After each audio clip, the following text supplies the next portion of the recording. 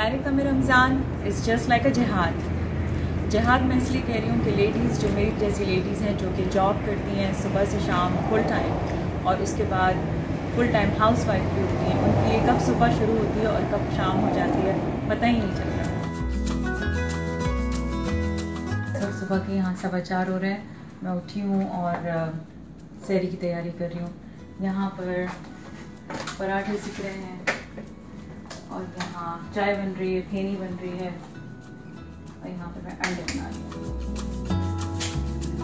जल्दी जल्दी सारे काम करने हैं क्योंकि सहरी के फ़ौरन बाद मेरे हस्बैंड को जॉब पे जाना है और फिर मुझे किचन की सफाई करके नीट करके वापस अपने काम ख़त्म करके जॉब के लिए निकलना है और जॉब मुझे सुबह 6 बजे निकलना होता है।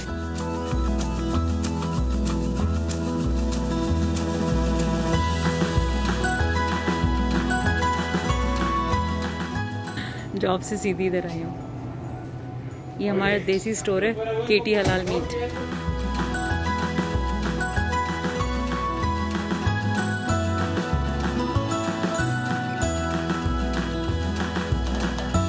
लेकिन वीकेंड को हम इंजॉय करते हैं फैमिली के साथ, फ्रेंड्स के साथ। और अभी मैं यहाँ पे कराची रेस्टोरेंट आई हूँ, सारे लोग आए हुए हैं क्योंकि वीकेंड एक ऐसा टाइम है कि जो हम लोग सब इंजॉय करना चाहते हैं, सबके साथ मिलना चाहते हैं।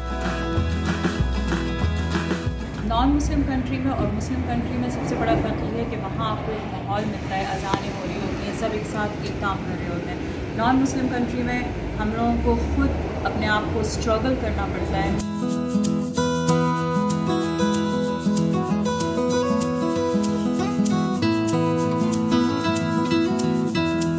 बहुत सारी जगह ह्यूस्टन में सहरी में भी एहतमाम किया जाता है सहरी के लिए और वीकेंड पे खासकर लोग बहुत इंजॉय करते हैं सहरी को भी और इफ्तारी को भी, सबके साथ, फैमिली के साथ, फ्रेंड्स के साथ इंजॉय करते हैं क्योंकि पूरे वीक फिर हमें काम करना होता है।